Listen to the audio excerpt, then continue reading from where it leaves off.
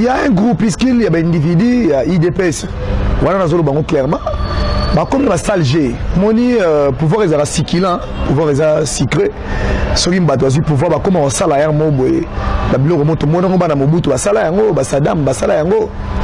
Comment qu'on se permettre ya louer mi tuka. Pour ya nango na bisika peut-être endroit mo la muke se réunisaka. Ba s'auto détruire mutuka na bango. Bazu ba image pour ba salir kombo ya la muka. Mais il est déjà presque à la mort. Mais la montée m'a ben une coco on a pena kotiki la coco na héritage à mala montée. Na le koso mbo mazo na tilo mbo ça travaille partout, un peu partout. Oui bi. Banda mobutu tili mbo ça travaille. Atoni kaka mbongo te pendant que sali bongo na mboka na ninya na kuangwa atongi atelo ko mote. Na ba poste so ça tonga telo mbo so ka ngale lege biso ba institution mo ya bondoki. Donc ko benga na kabila za lokola to taking nganga to sombi ndoki. Non, c'est normal. Ali bongo tende konanga simplement ezali nini. Ezali que ce qui muta komi ko échouer. Alukara bastis moko ya kodiembela. Hein? Abandu ko lukaza biso to benga ngo ezali politique moko boye ya diversion. Oh ba ninga ba chaba ba même peuple congolais na ba sentiment ba actualité moko zangatina. Mais pour la biso to yebi ke Moluba, Mukongo, Swahili, Mungala, ce sont des Congolais. Dans la division aujourd'hui au XXIe siècle est Simbate. Bato ba luka ba ça la division ndenge ya bongo pour ba Congolais ba kabwana. Le monde avait dit le Congo restera un et indivisible. Ouais.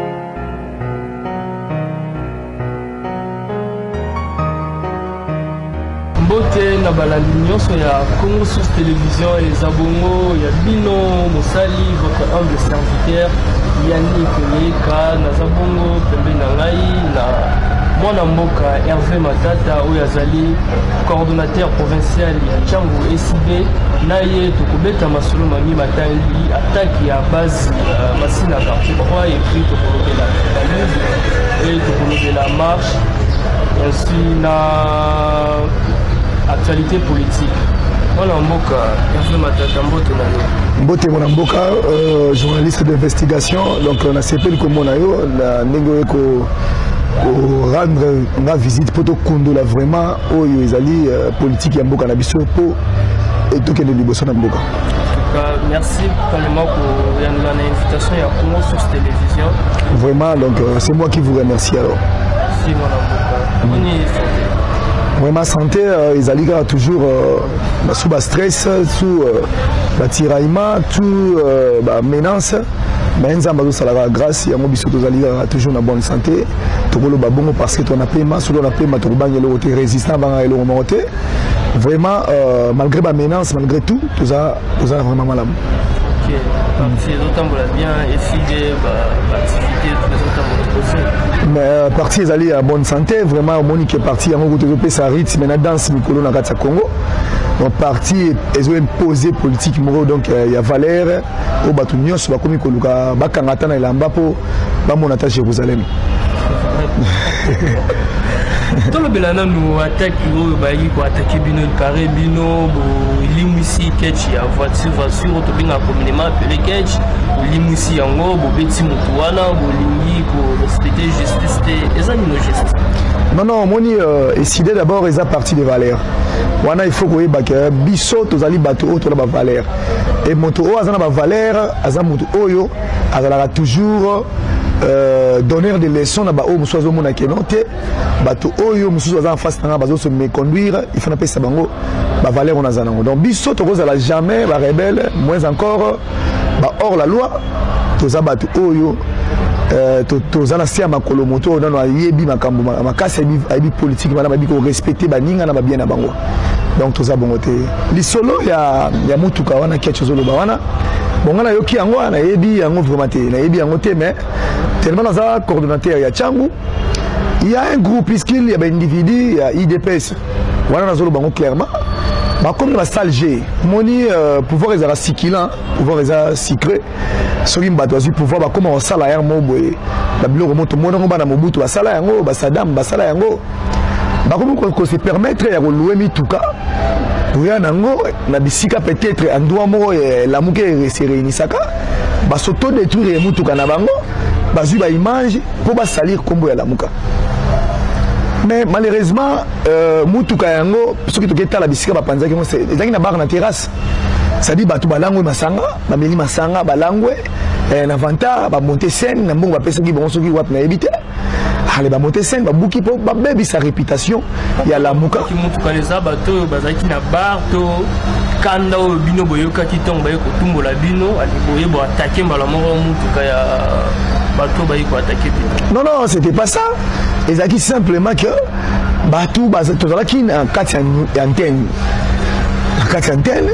Na rassemblement, ranger azo ranger, tout ça wana, zoga message communicateur azo passer message et jusqu'à la fin, à tout moni kaka na bi na bar mbala moko bitumbe bani na bar musika bar, na bar na terrasse, ba bandi kuna, to yebite bandi wapi bandi ko panza putu, bandi ko panza bitumba, biso conseil message na biso tina suka et to kei na biso bandako. Et na tongo nango, to ko mona ba balancer ba vidéo mona kasa ya réseaux sociaux. Oh non, la mouka pandi bilo koto biti. Mais bato to mona ki ba meli masanga, uti ko mela masanga, ba meli masanga, lo ba bundi bituma bango na bango. Mais le comme la mouka bo ndengeni. Bato ba yata na si monte ba parti politique to ba ina mo ba simple ba sula, ba simple ba meli masanga.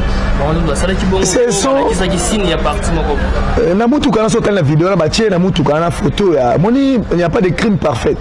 Le crime parfait ça la raté. So on ça la crime et la loi mon crime à beau centre. Ils ont raté. Na mutu quand on saute la vidéo, malheureusement il a expliqué ça bango parce que bah check photo ya Chilombo, bah tiens yango liboso ya. Bah tiens photo ya mokonzi mboka. Bah tiens photo ya Chilombo liboso ya parapluie. Ngana lobi Chilombo, bah tiens photo ya Chilombo liboso ya parapluie de bah tiens wana.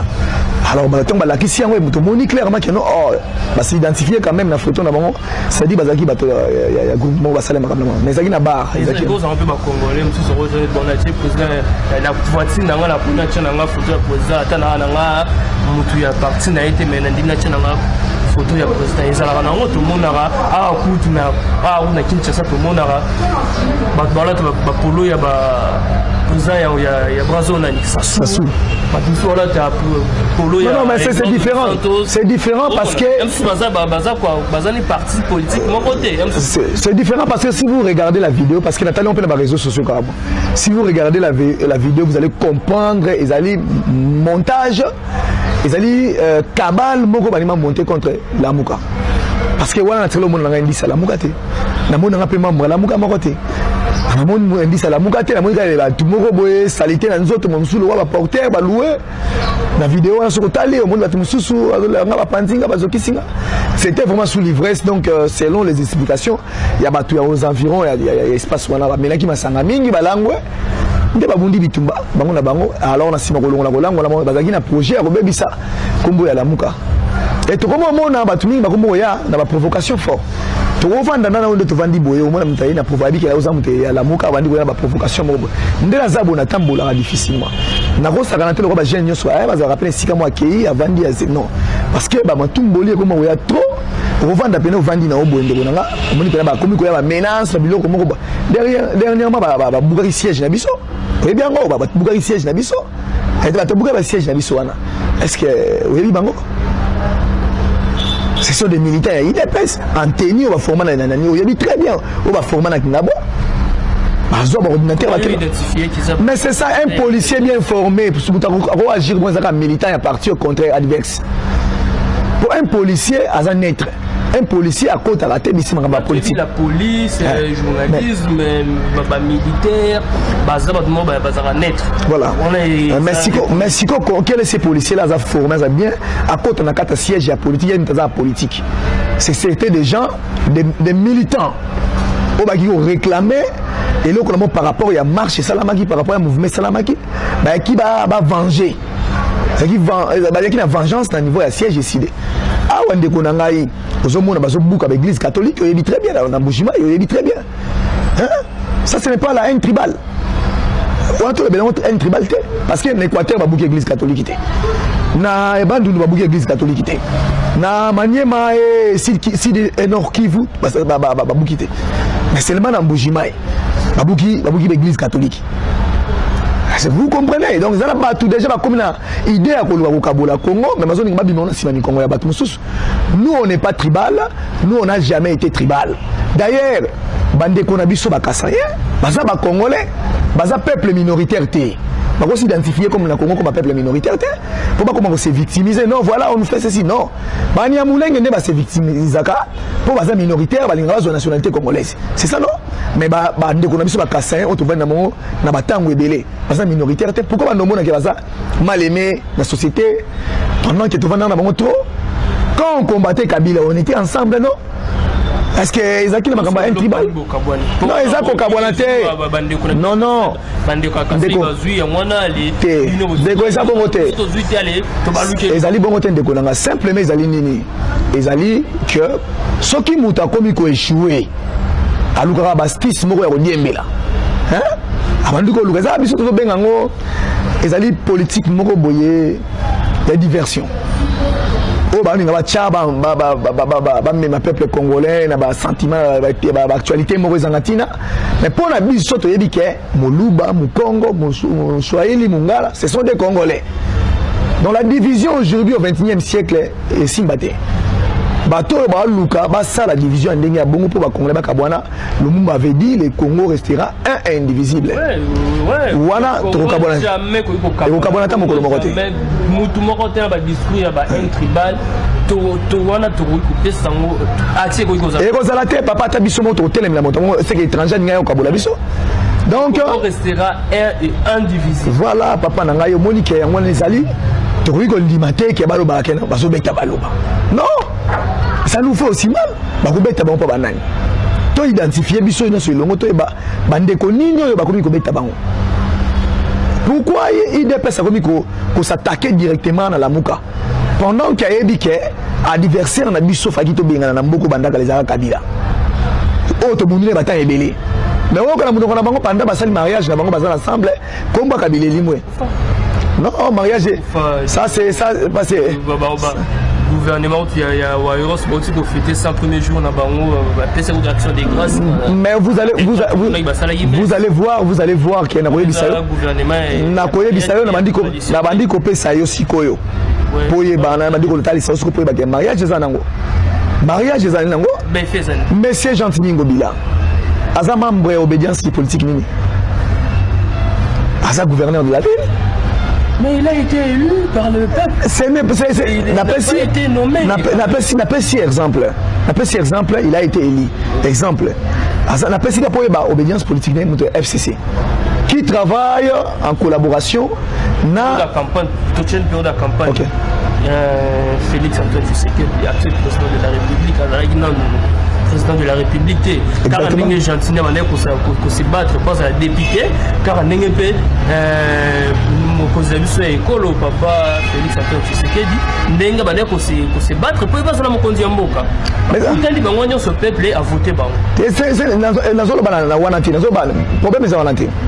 Problème c'est un niveau que il y a kotalisa yo que FCC na cash ou basali ensemble union sacrée parce que na kata union sacrée ba namber mende bazali bato bazali wana bazebele bato bazali wana bazali bato ya FCC bazali ba envoyer ba délégué bato yo bandimi ko tambola na vision ya mokonzi ya mboka. Non Mende avait dit déjà Mende tozonga moi sima Mende aloba clairement bi que non toye ko sta union sacrée ko sala passerelle c'est-à-dire ezali prolongation ezali majorité élargie.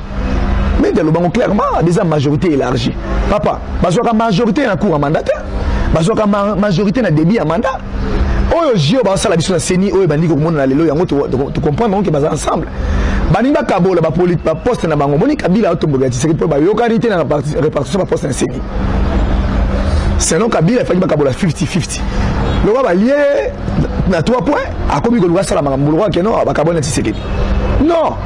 FCC est à la fois au sein de la majorité et au même moment baza pe la carte ya union bino on appelle bobondimi dialogue.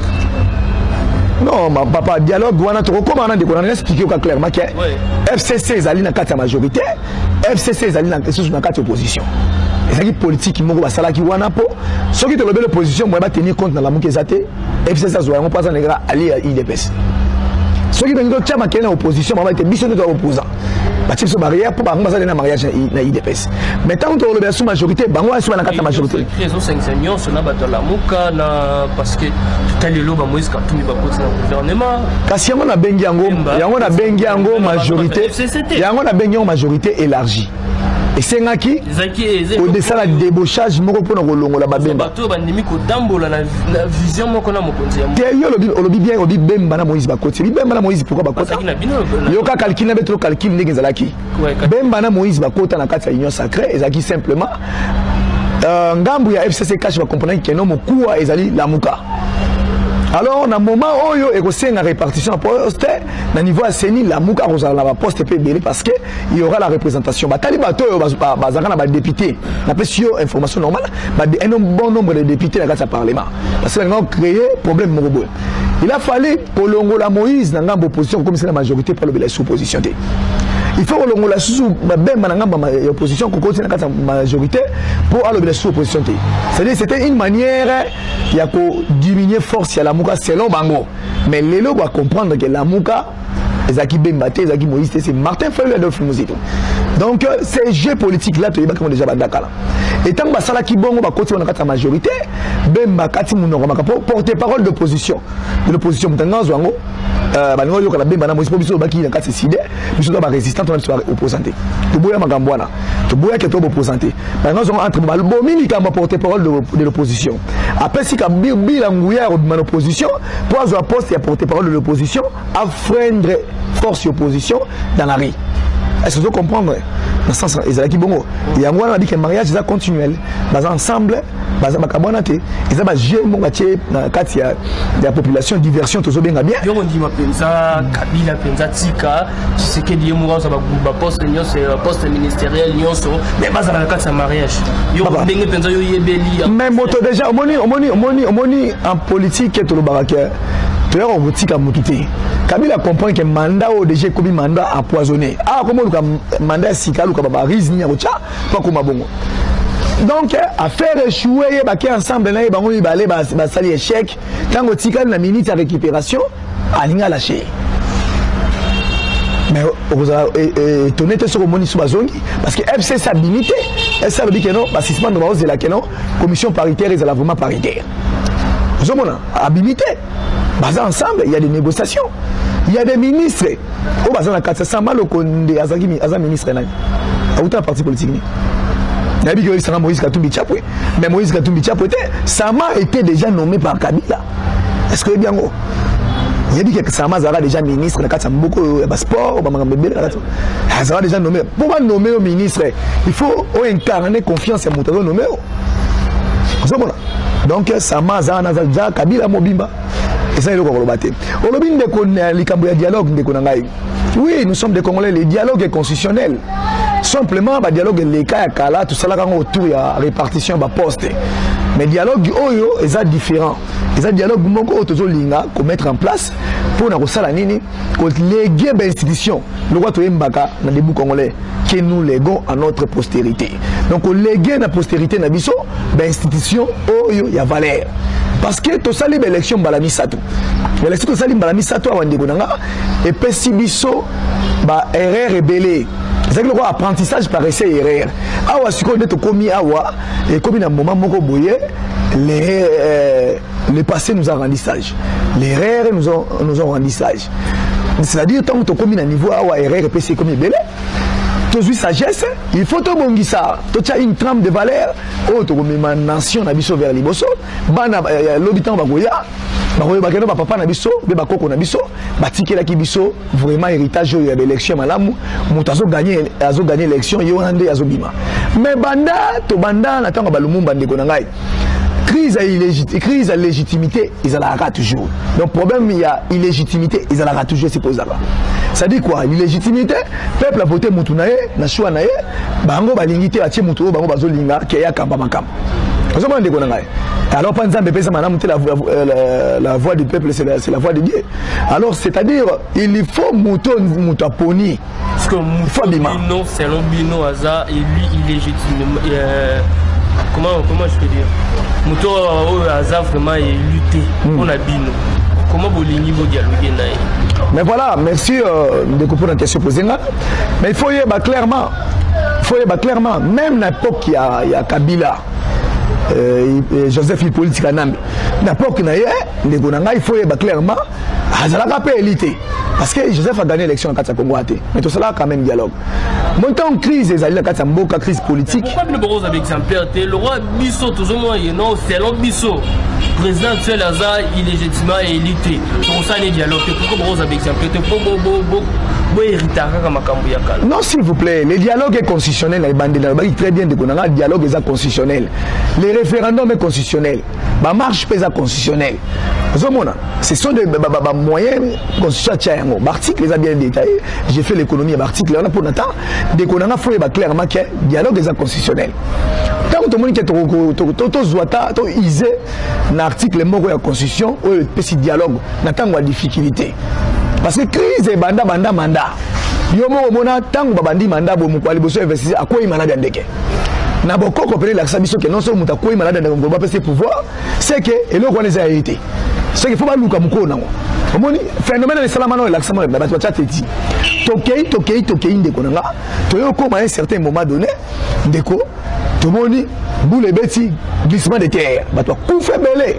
Toyo ko mona accident na triangle ya l'université de Kinshasa, route Kenda, université, c'est le peuple dans route matin entré à Mongafola.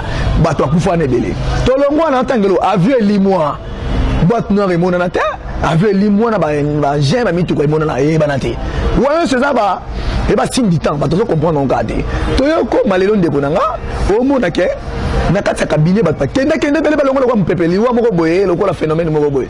Et tout ce qui est négatif, voilà, non, Covid-19, vraiment, non, vraiment, parce que parce que na vivre dans un quartier populaire, dans un quartier populaire, ils ont 25 personnes ou bien 3 familles ou 4 familles dans et bah là la gawa outil ndenge la libre sans que tu se protéger ouais ko lobaté na mona ngote pe mutazo vaccin za la raté mais tu vivre tous ali vraiment covid est bête biso lokolo la bête qui na Italie ah papa tout tika ba j'ai covid des actes les manière ya freiner peuple à s'exprimer lokolo ba ça l'état de siège nazara wana na dikonanga tokei boy pas to koma boy ndeko oh ma ekomi poison ma ekomi poison ma ekomi changer couleur ekomi rouge ekomi poison ma ekomi poison mais oui ndeko nanga ils a ba signe du temps biso tangi na classe l'eau qui coule n'a pas de microbes mais ils ont coulé poison usine angolaise de Mtibouaka qui engrais chimique on est mais Angola a boyi Angola dit que non ce n'est pas ça.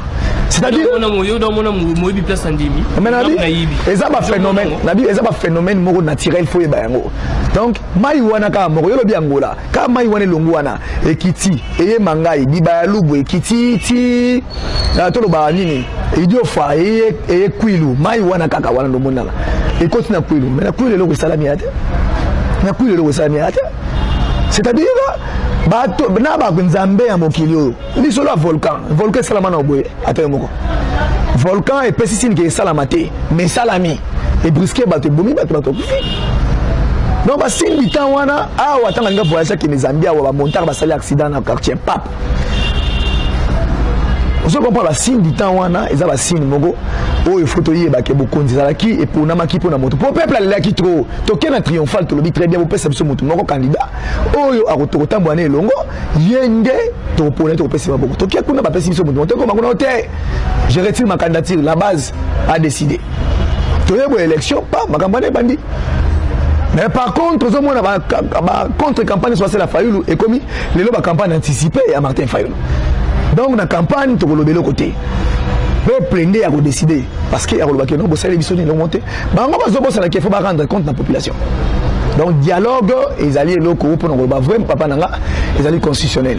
Tu sur la dialogue autour il y a nini. Tu sur la dialogue autour il y a organisation et CENI et fonctionnement CENI. Parce que CENI, tout le monde dit que le peuple. CENI, c'est définir madame comme commission électorale nationale indépendante. Eh papa, indépendante. Et là, on est un mot français. Tout le temps, on est professeur rebelle. Mais comment un politicien peut se retrouver dans la politique? Un politicien qui n'est pas indépendant. Un politicien qui peut se retrouver dans la CENI. Pour attendre, il va tirer la CENI, on a côté la faillite. Si vous avez un DPS, côté la Chilombo. Vous avez bacha moto kabila to mona deja wa bacha ba to kabila wa ba beta bito etienne tshisekela gagner bokonzi baboya bemba gagner bokonzi baboya en 2006 2011 meto luka siko to corriger berère wana bato so boya poil na Sénat dans l'Assemblée nationale réunie en congrès à reconnaître les élections se sont passées de manière catastrophique. Alors bon moi ça pas parole là le quoi le babon ça catastrophique tout bon là comme normal tout le monde ba monstruosité na kati ya élection tout bimisa moto peuple aligné c'est simple que ça et c'est bel comme ça beaucoup kamba beaucoup nzamino vous ensemble bandu kamba beaucoup nzamino biso to kozala to stala wana te biso kozala pour la réforme mon lelo réforme to ndolo bana plein sortie à crise ba boyaki moni ke komi liloba ya congolais nyonso Kabila alors nous voulons des réformes consensuelles mais kala baboyaki Tamere, nous voulons des réformes consensuelles. Moïse a dit des réformes consensuelles. Même les personnes vivant avec un handicap, réformes consensuelles. Avec les bako, kabanan, bazali, c'est couche de sa population à représenter. Mais bien avant, il y a bâti, bon foncé. Bon soso qui a ninga foncé, dans les boulous, dans le pays, dans le chaos. En tout cas, on est comme les Congolais et les Alamoutounei. Oh yo, Congolais, les Alamoutounei. Moi je ne comprends pas. Moi je suis étagé à 78 ans. Environ comme ça. Mais il est déjà presque à la mort. Mais la montée, maman ben il coco, on a peine à côté la coco, on a héritage à malam monté. Dans le coach, un bon mazo, on a dit le boss a travaillé partout, un peu partout. Oui, oui. Banda mobutu ti mbosa au travail. Atoni ka gambo monté. Pendant que sali bongo, na mboka na ninya na kuangwa. Atoni atelo ko monté. Na ba poste so so tonga le mboso so kalinga lege biso ba institution mo ya bondoki. Donc ko benga na Kabila eza lokola to taking nganga to sombi ndoki. Donc c'est normalité. Il faut to luka to loba ki changement. Ba père des églises bazali batu oyo baté ya kabato. Moi je comprendrais pas. Soki batu oyo ba comme bato ba censé akomema batu na paix. Bato ba censé akomema batu na boyokani. Bato ba censé ya komema ko batu na nzela ya lola. Bakende kolanda lokoso ya mbongo. Les églises de réveil ne vivent que les bambons à des individus, il y a fidèles. Bato ngapela ote ba mitema ba église ba hôpital bato ngate ba école bato ngate. Ba mitema ba parce que la société car ko senga peuple mabonza pesa boye peuple ko ba lo cheval na ye. Ndako pasteur na maboko ya mondini kobota mo sa pasteur na maboko ya mondini kolata ya mo sa pasteur na maboko ndako minerval nyoso carburant transport mituka na maboko ya bandini so mondini na RDC mo batonga te loko moko te sikoyo papa na ngai musika sikoto kende peuple ngo souffrir ata orphelinat zate peuple ngo sikoto souffrir peuple ngo pas bon il faut ba ponomie ya malamu po vraiment pas au monde plus pasteur qui resala donne orphelinat les alakate ba makenda kate bon la ba ezali ke tchaka ka opambolama donc yango wana donc les vendeurs de la foi ba passer ya ba tambon na RDC bazate bon eza nango simplement eza nango kaka kolobake baza ne mitema mabe parce que bazoka mbongo ebele ozomona moto so kozala mbongo ebele osap action ba moni osap action na mona ka David de dépôt na mbongo ba Nigeria ba passer action oui passer action za chapelle hein oui chapelle de Bekia passer action alors ce que c'est là que ça ba aide humanitaire mais voilà ndeko na ngai et là eza mabe voilà et là ko peneza mabe eza vraiment mabe ndeko na ngai zakia kaka bandimi yango bozo nyokola bango kaka bandimi yango boningi ba na élection po mondimi abonga kana nzela mokonzi malamu élection malamu salami misale pesami mondimi bango si mambo comment personne ndenge yo linga mais bozo ya ko traquer peuple za pauvre wana et comme na tango batile ba malamu na kati ya poste ya seni o akolela ye mokonzi malamu bino bolingi boke bolie bon $75,000 à chacun boke ko sala eloko na bino na kuku bobimisi mutu bozo ya déjà un pasteur zo na komba mutu na munoko ne aye na komba mutu déjà Denis Kadima ou rien. C'est comme si le Congo appartenait à Denis Kadima ou rien. Regarde-moi ça. On dit qu'il y a des gens qui a imposé. Aïe, bon, un pasteur, ce pasteur-là, d'ailleurs, ce Talimalamou, qui est évêché dans l'habité Zawab. Comme avec Madame Koni, on a des très bien à assister dans les comices. L'école des missionnaires, il y a défunt évêque Kalala. À Koufa, il y a Gagnère d'âme, que son âme repose en paix, il y a Baga de Dokambawana. Comme évêque Moukoloni. Moukoloni, il y a comme un évêque. Donc, Makamono, ça tient à des commissions, donc il y a le Kouta. Donc, assez recadré, et ça bon côté. Bisoto Lingi, consensus. Comment Bitumba ya Timba Nanzuzi? Alors, Timba zo bunana mutabalabala. Bouquet soit Nzuzi à Kabola Bitumba. Nous sommes partagés même à Vina FCC parce que Baobé a un large consensus, Binové a un large consensus. Non, des causes qu'on partageait, c'est-à-dire quoi, s'il vous plaît, bon, même le mouvement on appelle ça indépendance, il y avait des idées maîtresses. Nous avons des idées, moi, ce que Bimi, et ça m'a là, on a monté ma bête. Jusque-là, je vous assure et je vous rassure, il n'y a pas un acte officiel autocontracté sur la FCC de Vanille Boéboé. Tu ressens la partager quand même de loin. C'est-à-dire que comprendre que l'aigle Martin Fayoulou a la vision de loin. Comprendre que notre mouton de Zobo est Pamba. Mouton a incarné vision un peuple congolais. Bien belle là-bas. Parce que tous autres qui ont un Kayakana. Ok. Tous autres qui ont un Kayakana. Sokio Tchététi. Basou à Noé. Arche à Noé. Sokio Kotité.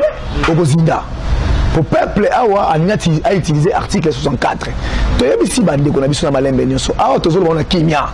Bande Kobo ya tova na mesa comme les dialogue, les constitutionnel, dialogue les constitutionnel. Boya to vanda to solo les solo autour il y a consensus. Il y a élection, organisation, il y a surtout. Oh, il y a organisé to beti maboko sani aza congolais. Mais ceux qui boningi bossa na forcing. La constitution, oh yo, on va se poser intelligence fort, constitution. Et puis ça peut poster le peuple. Et même si le peuple que non, vous avez le droit de vous soulever devant un groupe d'individus, un individu moko bakangimbo en otage. Pour moi, c'est un otage. Et comme le voilà, Congo a gestion, on a biso, Kabunda, commission, on a le ouais, Kabouya, écoutez, la carte à partir, on va faire, on a commis qu'on gère ma pays. Nous avons dit non et non. Il faut consensus autour des élections. Sinon, le peuple reçoit, on se prendra en charge. Il y a un autre bengi bâtonnier sur le 15. Le 15 septembre. D'abord de votre marche. Ok. Oui, le 15 septembre. Oui, marche, ils allaient vraiment programmer pour les 15. Mon président Malamouka, tant que Vanda qui va dire que le pays est liquidé. Le pays est en gage. Parce que le pays est en Nyongo.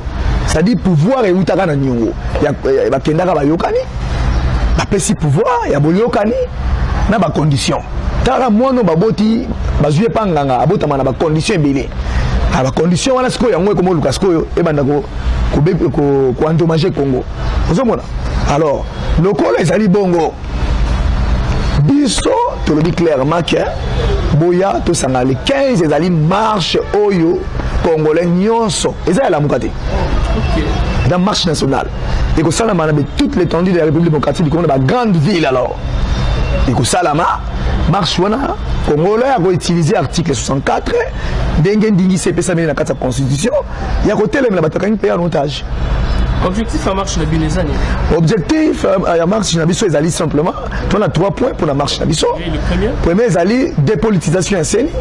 Parce que tu as une politicien dans la carte Séni. En tout cas, tu as une politicien dans la Séni. Tu as une indépendant, pardon. Biso peut tenir tous dans la carte plénière. Mais Biso n'a pas dans la plénière, tu as un bateau indépendant de gérer. C'est bon. Tout le monde a dans la carte Séni. Biso Beleki Mingi. Après, à part le deuxième point, non au glissement. Donc, tout le monde a déjà tendance à boyer. Parce que la biso, il y a frein. La makamba Séni de Banimba Zulade. Il y a temps perdu au Nyon Soyo. Est-ce que vous croyez que la 2023 élection vous allez pas? Papa, tu l'as dit que seconde nous allons faire organiser les élections dans les délais constitutionnels. Parce que l'élection, photo le baraloba, l'élection, c'est le rôle, moi c'est un Zemi. Et puis que moi c'est un Zemi, abota les mêmes jours. Jour, ils ont moins au faux abota, ils ont le droit à l'élection. L'élection, on a 2021, mais l'élection c'est en 2023. Certainement. Si nous avons l'élection 2023, papa, on a dit que la constitution déjà la constitution est vraiment intelligente. La constitution déjà prévoyant, il dit qu'il faut bomber une bonne élection. Donc le gouvernement de Bazawana va bomber une bonne élection. Sauf que les athées, ceux qui va salir Mamanyanga na bango na organisation élection. Quelles seraient les conséquences? Bissot utiliser l'article 64, c'est-à-dire la constitution même dit quoi? Le mandat, la CENI convoque le corps électoral. L'article 73 de la constitution. La CENI convoque le mandat, le corps électoral 90 jours avant l'expiration du mandat du chef de l'État en exercice. Donc 90 jours avant l'expiration, il y a un mandat, il y a un chef de l'État en exercice, c'est que Bissot pouvoir résoudre le peuple. Et par là que le peuple a joué l'article 64 à mettre en place, bagarre aux Alanzela, ceux qui veulent que tout ça peuple. Ça va. Mais si on veut utiliser la mesure, il y a un peuple, en tout cas, beaucoup de temps pour la vision. Et l'homme peut c'est l'article, le président de la République, Azawana-Tin, investiture, il y a un nouveau président élu par le peuple. Mais quand ça a un exercice, donc, sous l'aspect protocolaire, Azaliwana a signé le côté avant de Rosalawana. S'il y a mon élection, ce qui est élection est organisée, Rosalawana, ce qui est élection est organisé. Mais ce qui est élection est organisé, Rosalawana, le peuple a utilisé parce que le peuple est souverain. Le peuple, c'est les propriétaires du pays, c'est le peuple. Bango baba na misala biso bango ka peuple donc peuple sera bimi na nzela soko boy o utiliser la mesure article lobi wana na yoka kango na munongo ya ndeko Kabila to moni ke to komi ko utiliser makambo yo Kabila banda ko utiliser le biso to ide pesa ke ko copier ne ka tata moboti na ye qui a copié déjà la constitution. Mais dans le but que défense à Kabila, il reste c'est l'installation, il reste l'installation du nouveau président. Tu la main de l'icône, tu critiques la main. Parce que le commis sous armes de guerre, il y a eu des pesques et il reste tu as bien déjà les folkloriques. Mais biso tu vois là bon article 64 et Salamana on était et Salamaka Mouké le 19 janvier 2015. Parce qu'on a marche au yon de Konanga na zo bisayo, Congolais nyo soit lingana mboka na ye, ati Kabila ko sala wala parce que le pays va mal. Papa nanga yo mona wapi na mboka mobimba na biso le ko mboka na biko seka Mouké, mais na zo biso po yeba. Mokonzi mboka mobimba aza ko yeba salaire na été. Ayebi salaire na été. Babomi ambassadeur na kati ya Est République démocratique du Congo. Ayebi likambo wana te. Ba yibi mbongo na kati ya cabinet na ye. Ayebi likambo na yebite. Ça s'est passé à mon ici. Bateki minembo na yebite. Mais quand musinga na conseil des ministres, mokonzi mboka ke koyeba, o basubenga Chilomba ke koyeba. Bombé. Donc Bombé n'est pas si intention malamu. Donc Bombé c'est qu'ils ont partagé dans le conseil des ministres ba yebi Bombé ba gutaki Bombé. Parce que Makamba est délicat au peuple foyer. Oui, ministre il y a jeunesse Yves Moukoulou qui t'a dit sur le terrain la commune. Mais lorsque le peuple a mis dossier dans le conseil des ministres, donc c'est fort possible que le président de la République a au courant à Bombay parce que le dossier est comme ministre. Mais est-ce que tant que vous avez un cabinet, vous éviter parce que vous avez dit qu'il y a Bombay. C'est que intéressant. Le ministre a amené les dossiers. Non, non, mais moi je suis il faut y clairement, ils ont simplement qu'il manque à faire. Le peuple congolais a souffert d'un degré moko au santé. Na Congo pour vivre, il faut que moi éviter que tu aies au moins le kémique. On va attendre ça moi, baboumo baka soumis ça tout mine pour qui manga chômage, un chômage déguisé.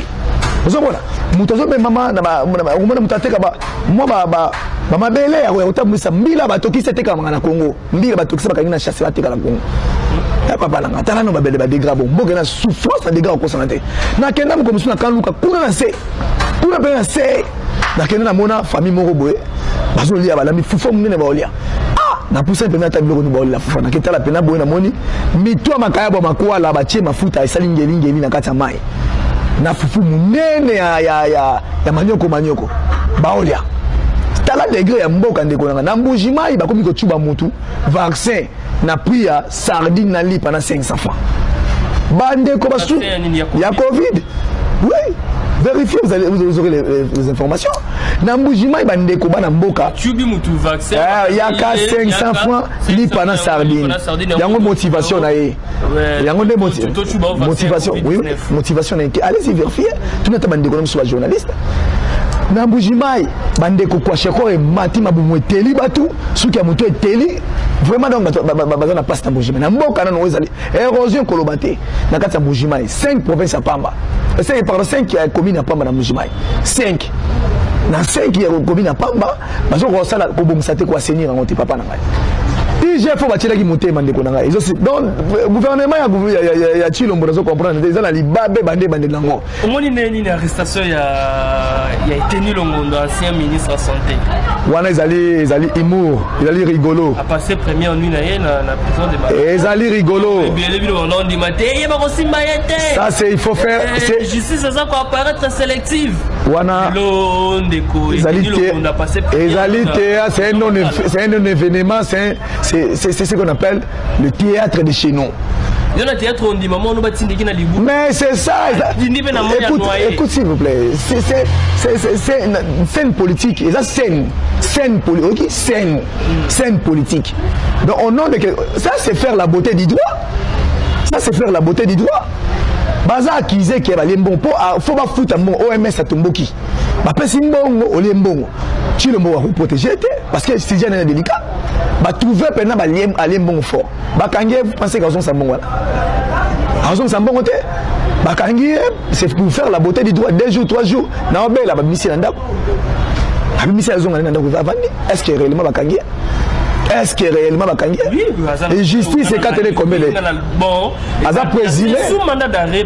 Voilà, merci. Merci pour répondre madame. Et ça sous mandat d'arrêt provisoire. Ba benga ki Augustin Kabouya. La justice angwana. Tanga lobi na lopesa ba militant IDPS Minduki babunda.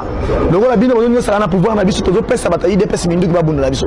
Ba bengi akei kuna bazongisi ya zonga ndako. Ba libéré il a plus au procureur général azonganda ba bengi sa imbala oyo. Papa nanga ça c'est la beauté du droit papa. Ça rateke so ba bengi yo mandat de bazo ça la comédie. Ça c'est ça ba commérage. La comédie moko do ba sala un long métrage. Film moko boy pour no sala to c'est nous. Et puis que caméra peut pas sacrifier kabon. Caméra ba memaka ba moni que libande zo pesa mbongo te. Et puis ça dette zo ko de crédit na kata ko moté. Parce que caméra venait au moni que na ba pesa bisote parce qu'on est accusé na ba corruption. Il faut te mettre le mot boy sala maboy. Caméra ndima kota scène. Carrière politique. Prévenez.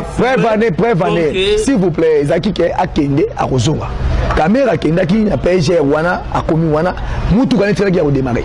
Akiti abi kenaki ka ko pesa 3 réponses 4 réponses sans ça na bimanana.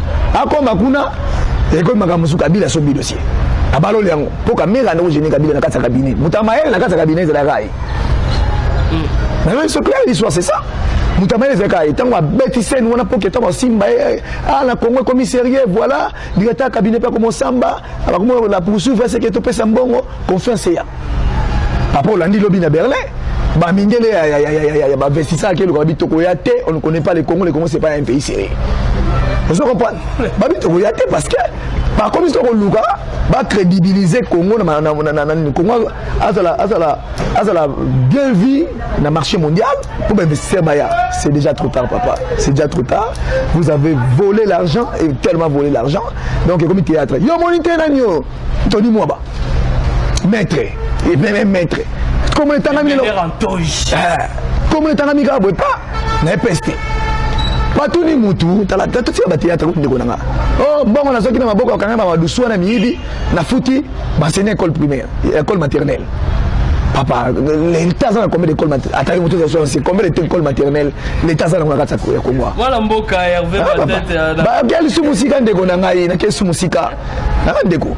Bazui ba mbongo atoka ki wana to futindi ba batu na niona na retraite ba sena ba koli na retraite papa na ngai o putinda mutu na retraite na $2500 ça c'est continue na liwa aujourd'hui na mutu kende ko kufa na $2500 tous allons plus réaliste soyons un peu de réaliste mutu o azui retraite to ko estimer âge naza na âge Moutoyo, parce que selon la loi, c'est 65 ans. 65 ans. Parce que Moutoyo a 65 ans. Banana est rose à Bahachini. Vous avez déjà mis quoi? Non. Papa, s'il vous plaît. S'il vous plaît. S'il vous plaît, papa. S'il vous plaît, s'il vous plaît, papa. S'il vous plaît.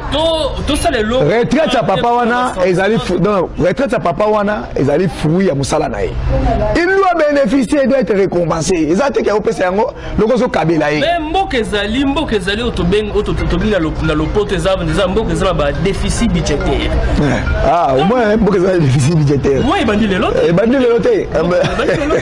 Mais pendant que tu lombo, a essayé biso dans 5 ans 86 milliards déficit budgétaire. Quel même on a ça madame. Génération Zoya base la chômeur. Yo papa déjà travaillé. Nous avons $2500 qui est banda ma cop si mais mon liwa et papa nangai. Sois un peu de réaliste. $2500 en francs congolais c'est combien? C'est des millions. Faisons la sociologie de la société congolaise. Tout ça non. Tout ça non sociologie. S'il vous plaît.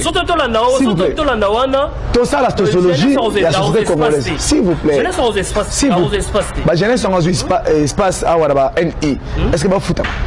Non, papa, papa,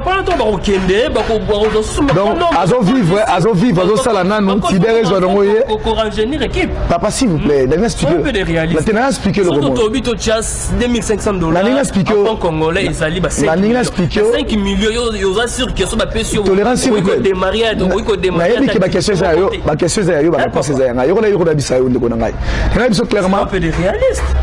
La sociologie, la société congolaise, pour comprendre que moi, Rwanda kwa tatana sous le toit parental no quitter. Pourquoi misala na nozate pona bana na zoluba? Réponse le kolobi yangwana.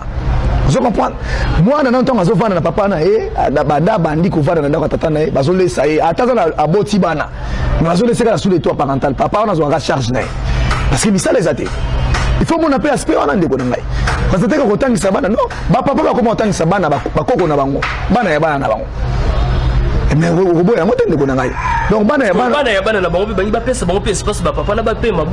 ce n'est pas ça l'état gérer c'est prévoir papa nangai pour ça la $2500 papa na ma bezanini oyo nyonso zo mona ndeko oyo nyonso zo mona oyo ezali échec ya mandat ya Chilomo il commence à faire du touche à tout avant simba wa pipa lukaka se sauver pona au moins ezalo ko moi na classe soki ba PC examen à fin de l'année ba PC 10 questions. Il y a choix multiple était question vraiment répondre. Et bah il sait que attention, mettez déjà au propre pendant qu'il y a checké le remonte dans le papier naï. On dit que moi on a reçu na bilamba. C'est également une minute. Ciao na propre, soki o tient propreté. Tout ce monde dans le papier au zéro. Il n'y a pas de l'autre côté. Et puis comme dans la minute, à Rochabi Tchacha, il y a un Sikoyo Félix, le gars a échoué dans le mandat, qu'on a déjà écrit Moussika, à comme il sala bisala sala. Vous avez il y a un mot Simba. Oh, logement ya ba tuna beni. Oh te, kuna te, état de siège oh te. Sika kuna, oh yakabo, ba pension oh te. Oh, ba force américaine ba ngwana ba kitina. Papa, ça ce n'est pas une force. La force c'est l'armée. La force c'est pas une force. Oui, ba yé expérience na bango. Non, ce sont des touristes américains. Ce sont des touristes américains. Ba tu ba section 12 soldats. Ni munduki, ni avion de chasse, ni expérience na bango na s'il vous plaît,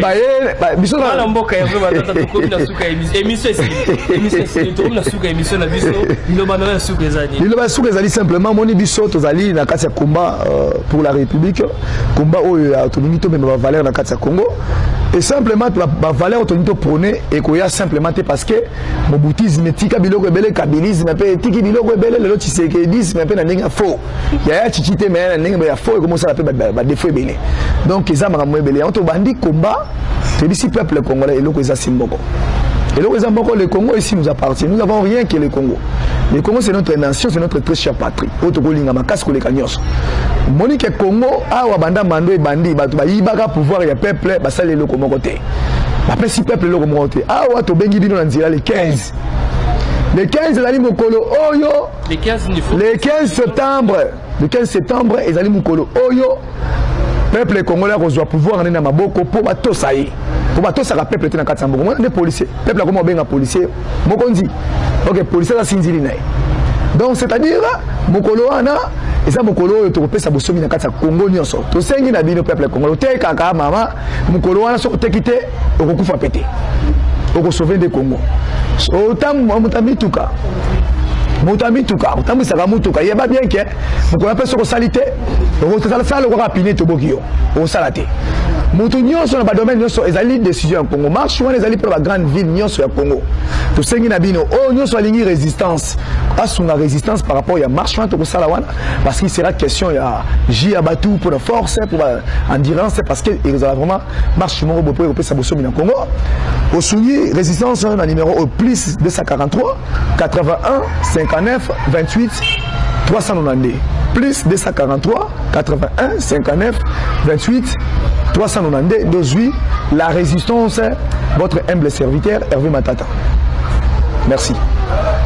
Merci mingi na balandi ya Congo Source Télévision émission na biso ekomi bongo na suka toyambaki mwana mboka Hervé Matata oyo azali coordonnateur provincial ya SID Tchangu. Il y a résistance. Il y a résistance au niveau provincial. Au niveau provincial Tchangu en tout cas bon continuer à s'abonner massivement à la chaîne Nabiso pour nous rater la prochaine vidéo Nabiso. Merci la grande équipe Mombaya Congo Source TV, Monsieur Jurens, coordonnateur Hervé Kabamba, James Nzaba, Kevin Nzengele, Roméo Azali Nasima Caméra, la bonne sanité Oriana Matata, Oriana Matanda, Bernice Boapapa, boutique Festa International. Très chers internautes, quant à moi je vous dis ciao.